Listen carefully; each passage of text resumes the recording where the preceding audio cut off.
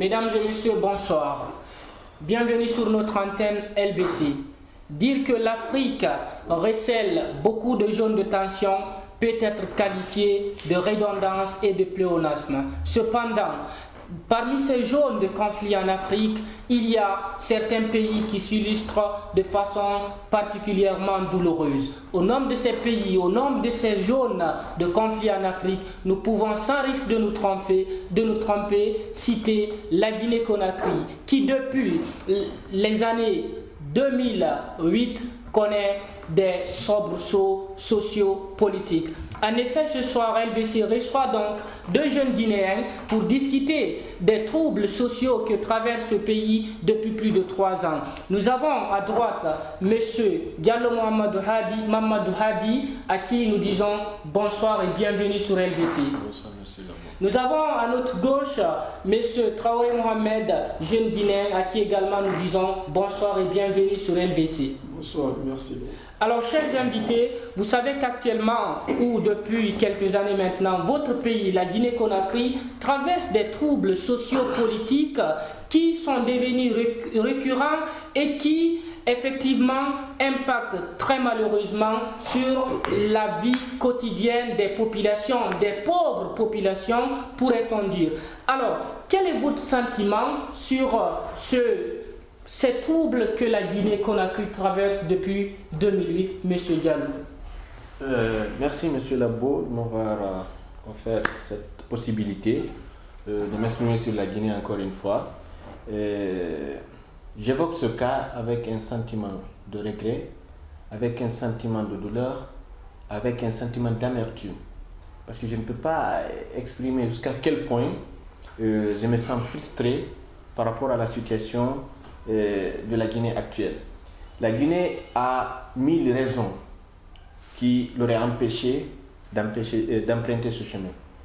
La Guinée, premièrement, devrait jalousement s'illustrer de façon positive du simple fait qu'elle a été le premier pays, en tout cas en Afrique de l'Ouest, francophone, d'obtenir son indépendance. Si certains pays c'est 60 ans, 50 ans, nous c'est 52 ans d'indépendance. Donc il y a il y a une ancienneté en quelque sorte qu'il devrait préserver. En deuxième position, on a vu le circuit que la Guinée a suivi jusqu'en 2008. Il y a peu, en tout cas, de choses sur lesquelles on peut dire voilà, on peut se réjouir. Et en troisième position, la Guinée devrait s'illustrer parce que tout simplement, le pays n'avait pas droit, n'a pas en tout cas à faire subir à ses concitoyens, d'après tout ce que la Guinée dispose de potentialités, lesquelles potentialités d'ailleurs moi, j'ai maintenant du mal à évoquer, j'ai du mal à mentionner. Parce que c'est tout simplement incroyable, en aucun jour, qu'on constate qu'en Guinée, il n'y a pas d'électricité à la capitale, il n'y a pas d'eau courante, il n'y a pas la façon dont la population se débrouille pour avoir de quoi manger, pour vivre au jour le jour. On stoppe cela à travers des manifestations. Donc sentiment de frustration, d'amertume, voilà ce qui anime M. Diallo en évoquant la crise sociopolitique de la Guinée. Alors on va voir du côté de M. Traoré si effectivement son point de vue, le point de vue de M. Diallo trouve la bienvenue chez lui. Quel sentiment vous anime-t-il en parlant de votre pays actuellement, la Guinée-Conakry? Alors, je vais commencer par des mots de remerciement à LBC de m'avoir offert cette opportunité d'exercer encore un devoir patriotique. Alors, ce devoir qui est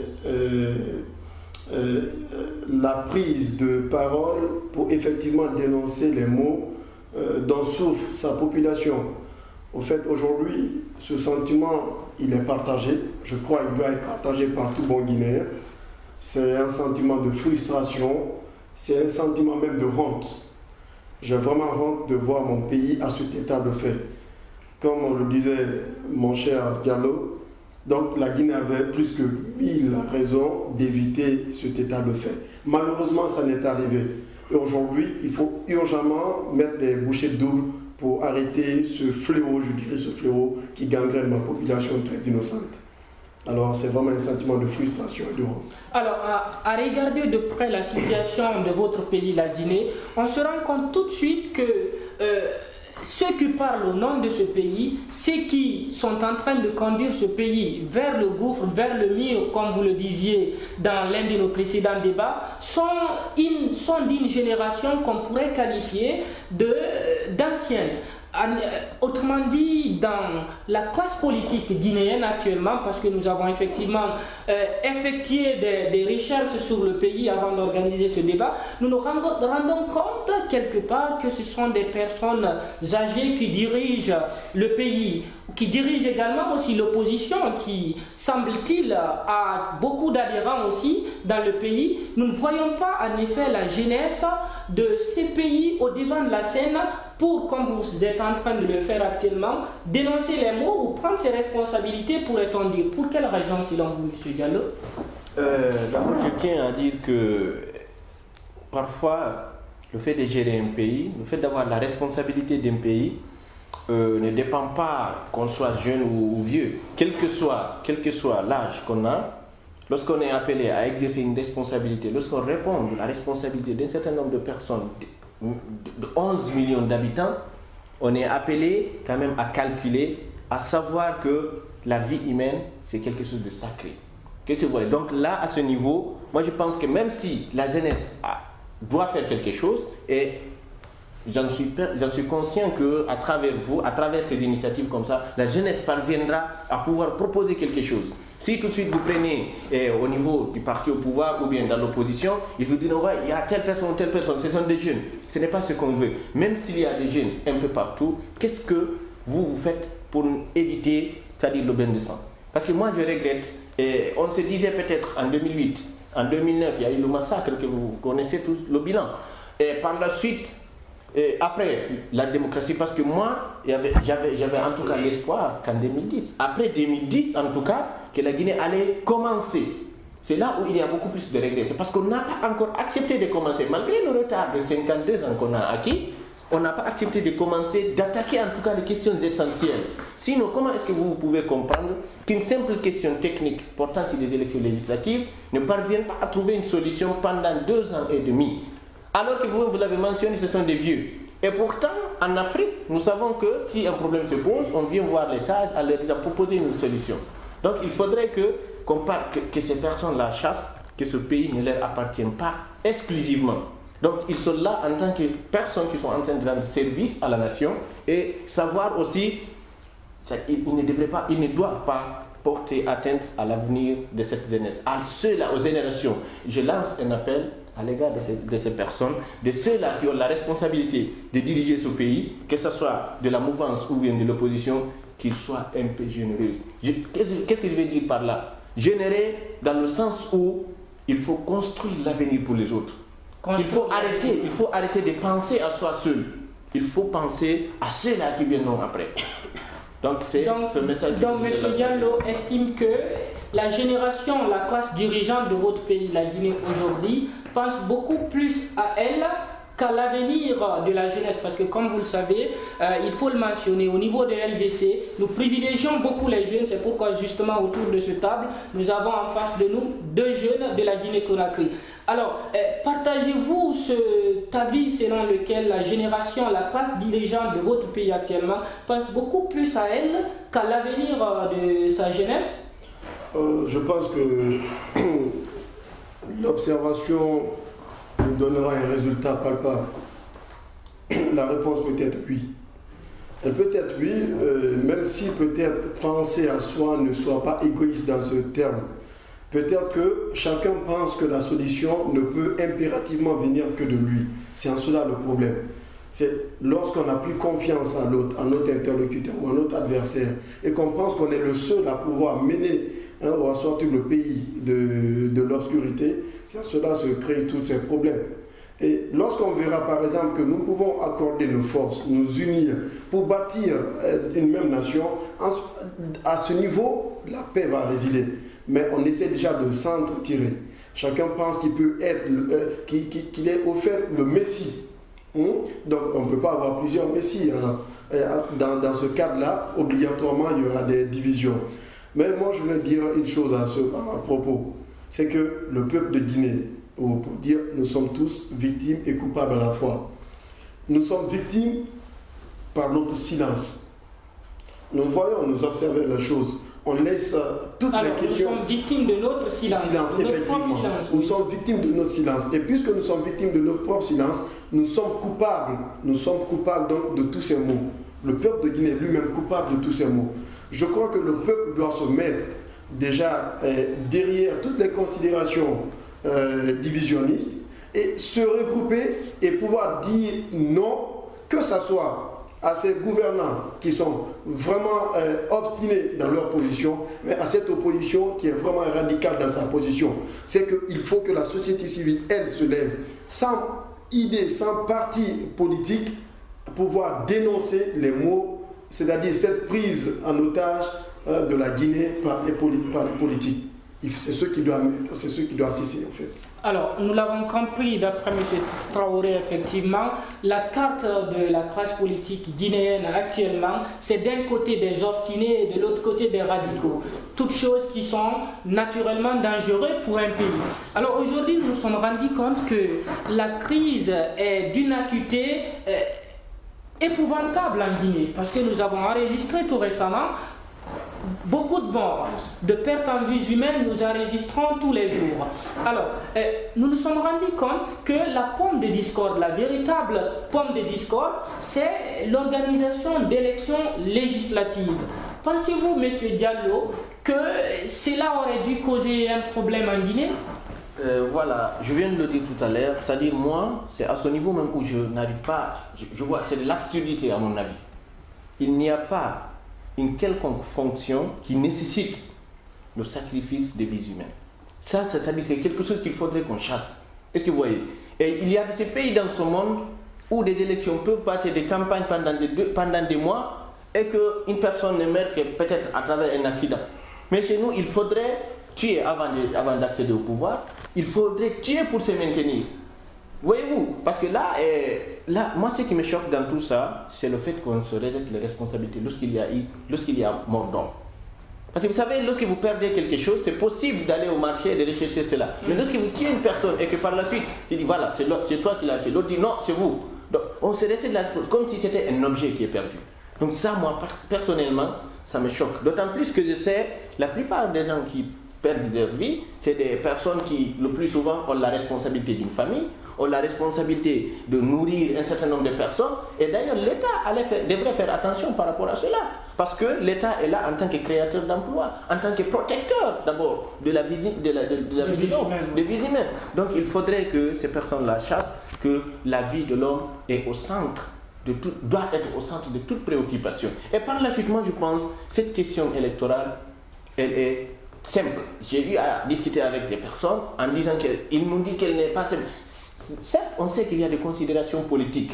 Et politiciennes parfois. Elle est simple en ce sens qu'elle devrait avoir lieu, et elle doit avoir lieu en principe, sans effusion de sang, sans perte de vie humaine.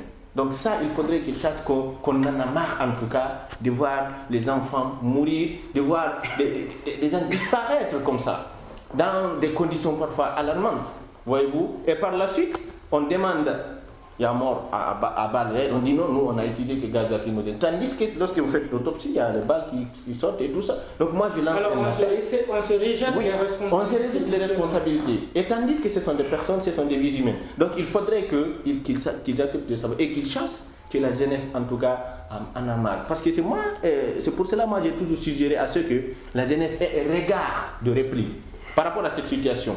C'est-à-dire, si vous parlez avec les personnes, vous constatez que voilà sa position. Il faut que la jeunesse parvienne à un moment donné de dire non. C'est-à-dire de se lever, manifester, pas pour le pouvoir, pas pour l'opposition, ni contre l'un ou l'autre, mais plutôt pour exiger à ce que ces deux personnes-là, c'est-à-dire ces deux personnalités, donc je vais dire personnalité morale peut-être, les deux camps qui s'entendent. C'est-à-dire que le peuple exige une entente entre ces deux personnes ou bien qu'il lâche le morceau. Alors pensez-vous qu'actuellement, vu l'acuité de la crise, il faudrait que la jeunesse monte au créneau pour dire aux acteurs politiques de s'entendre? C'est possible, bien sûr. Qu'est-ce que la jeunesse pouvait faire autrement? Mais ça nécessite des préalables.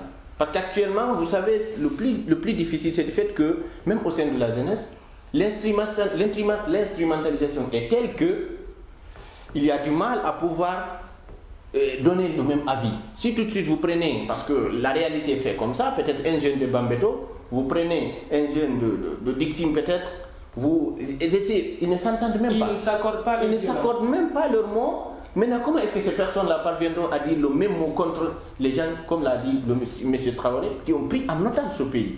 Voyez-vous? Donc il faudrait que la jeunesse guinéenne se rende compte maintenant que c'est à elle de revient la responsabilité. Parce que je vous assure, tous les partis politiques, si tout de suite la jeunesse retraite, ils sont foutus. Donc il faut utiliser cet aspect, il faut utiliser cet atout au service pour protéger en tout cas la vie des Guinéens. Parce que donc, tout simplement... Donc la jeunesse de la Guinée-Conakry est en train d'être utilisée par les politiciens, dites-vous? Par les politiciens. Et au mépris de cette jeunesse. Au mépris de cette jeunesse qui est désinformée. Parce que... Monsieur Traoré, partagez-vous cette observation? La jeunesse de votre pays est-elle instrumentalisée à son propre mépris? Oui, je crois que c'est oui, le constat est très appréciable dans ce sens. C'est que nous sommes dans une société où déjà la majorité est très jeune. Et également, cette majorité a en son sein la quasi-totalité qui est analphabète. Donc, à ce sens, déjà, on peut penser que ces jeunes ne savent pas ce qui est bien pour eux. Et puisqu'ils ne savent pas ce qui est bien pour eux, ils vont suivre des considérations qui ne peuvent que leur faire ou obstruer leur propre avenir. C'est en ce sens certainement que la jeunesse, même instrumentalisée, effectivement. Et sur cette question politique et des élections, vous savez, il y a Mao Tse-tung qui disait que la politique est une guerre sans effusion de sang. Par contre, la guerre est une politique avec effusion de sang. Mais au regard de tout ce qu'on voit aujourd'hui chez nous, moi je pense que la politique et la guerre sont synonymes en Guinée. Puisque d'un côté ou d'autre, de l'autre côté, il y a toujours des effusions de sang. Donc ça doit cesser au fait. Ça doit cesser. Et d'ailleurs, dans un État, lorsqu'il y a progrès, on l'attribue forcément aux gouvernants. Effectivement. Lorsqu'il y a aussi échec, on l'attribue forcément aux gouvernants. Moi, je pense que la majeure partie des erreurs incombe à l'État. Donc la responsabilité première incombe à l'État. La responsabilité première incombe à l'État. En ce sens où l'État doit pouvoir prendre des mesures pour arrêter toutes ces causes qui engendrent depuis ces pertes en vie humaine. La loi, certainement, il faut s'y référer à notre propre constitution qui certainement leur donnera le pouvoir ou bien les armes nécessaires pour pouvoir mettre fin à cela. Il faut également obligatoirement ou impérativement asseoir un climat de dialogue. Il faut privilégier le dialogue. Pas un dialogue, disons, à mi-chemin, mais il faut intégrer le dialogue. Il faut intégrer le dialogue. Et de l'autre côté, donc, à l'opposition, je voudrais, à la place aujourd'hui des opposants, je vais peut-être tenir un discours. Je dirais qu'aujourd'hui, je ne suis pas en mesure de conduire le peuple ou mes partisans vers un tombeau. C'est-à-dire, j'arrêterai les manifestations qui n'ont pas fait leur preuve. Parce que chaque fois, c'est un bilan drastique qu'on dresse. Donc, finesse même. Je mettrai fin à ces manifestations. J'essayerai alors de dénoncer à travers les médias nationaux et internationaux. Donc bref, vous invitez l'opposition à changer de stratégie, à ne plus envoyer ses partisans dans les rues, à la boucherie, comme dirait l'autre. Voilà, tout à fait. Parce que d'une part, il y a des forces de l'ordre qui, lorsqu'ils sont vraiment menacés par des manifestants qui ne sont pas encadrés, je crois pourront répliquer. Et la réplique en ce sens sera fatale. Elle est toujours macabre. Mais dans ces affrontements, le peuple sera toujours perdant. C'est ça le problème. Donc moi je pense qu'il faut privilégier le dialogue. Il faut impérativement asseoir le dialogue et mettre les intérêts égoïstes de côté. Il faut voir. Donc pouvoir et opposition en Guinée-Conakry, ça c'est autour d'une table et qu'ils dialoguent et qu'ils s'entendent. Alors justement, ça ce sont quelque part des vœux pieux. C'est que tout le monde souhaite évidemment le dialogue, mais depuis 3 ans on réclame ce dialogue, semble-t-il. ils ne sont pas parvenus à s'entendre, à se mettre autour d'une table et à dialoguer. Ne pensez-vous pas que, M. Diallo, je m'adresse à vous à l'instant, ne pensez-vous pas qu'il faille qu'on ait une force extérieure pour imposer ce dialogue? Et justement, s'agissant de cette force extérieure, pensez-vous que la jeunesse de votre pays, la Guinée, pourrait-elle jouer un tel rôle? D'abord, je voudrais revenir sur ce dialogue parce que c'est hyper intéressant.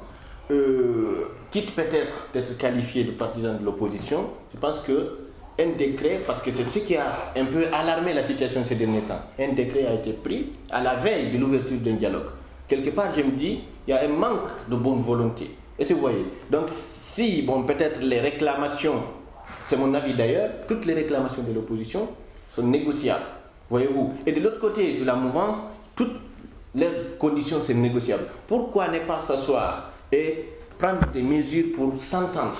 Et par la suite, vous parlez d'intervention extérieure. Moi, d'abord, la blessure qui m'a été causée par le fait que la CENI, pendant les présidentielles, a été dirigée par un Malien, ça continue à me blesser. Non, quand on parle de force extérieure, on s'adresse en fait à la jeunesse du pays. Est-ce qu'elle ne peut pas constituer cette force extérieure au camp politique pour leur imposer un dialogue? Maintenant, la jeunesse dont vous parlez en Guinée, soit elle est de la mouvance ou bien elle est du parti. Donc il n'y a pas une jeunesse qui soit neutre. Il faut d'abord que cette jeunesse, qu'il y ait au moins des personnes qui sont conscientes de la gravité de la situation et qui se retirent.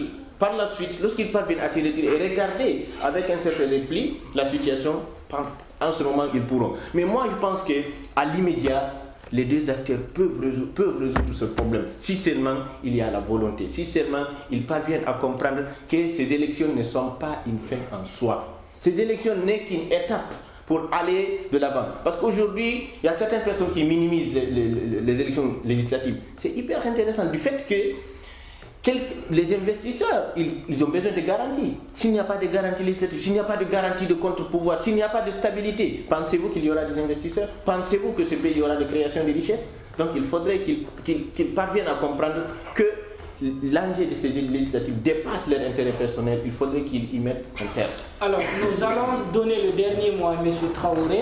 M. Traoré, quel rôle pour la jeunesse de la Guinée dans la réussite ou pour la réussite du dialogue politique? D'abord, je le répète à chaque occasion, la jeunesse certainement n'est pas encore convaincue de son pouvoir. La jeunesse a le pouvoir qui peut neutraliser le pouvoir politique de chez nous. C'est-à-dire, la jeunesse, tous ces politiques, donc tous ces partis sont d'abord soutenus en majeure partie par ces jeunes. Aujourd'hui, donc, il faudrait que la jeunesse fasse une prise de conscience collective pour se rendre compte que le soutien d'un tel ou de soutenir un tel ou un tel, à cause des raisons qui ne sont vraiment pas logiques, ne peuvent servir qui à rien. Qui parfois sont absurdes. Absurde, très absurde. Osons, il faut oser le dire. Donc c'est très absurde. À ce moment, lorsque la jeunesse prendra cette conscience, je crois qu'avec cette prise, elle prendra son pouvoir en main pour pouvoir dire à ses politiques, arrêtez. Donc, puisque vous ne comprenez pas, vous ne vous comprenez pas, et vous êtes en train de sacrifier notre avenir, et du coup, l'avenir tout un peu, donc nous nous démissionnons de ce soutien et nous vous imposons le dialogue. En cet instant, je crois même, ils seront ébranlés et ils vont s'asseoir autour de la table et s'asseoir à discuter. Très bien, je pense que nous allons terminer par cette note on ne peut plus pertinente. Un appel solennel a été implicitement lancé à la jeunesse de la Guinée-Conakry. C'est celui de prendre ses responsabilités et imposer son pouvoir dont elle dispose sur la classe politique, je vais dire la mouvance et l'opposition. Donc, mesdames et messieurs, merci de l'intérêt que vous accordez à notre antenne LBC. On vous remercie, messieurs les invités. Merci bien, monsieur.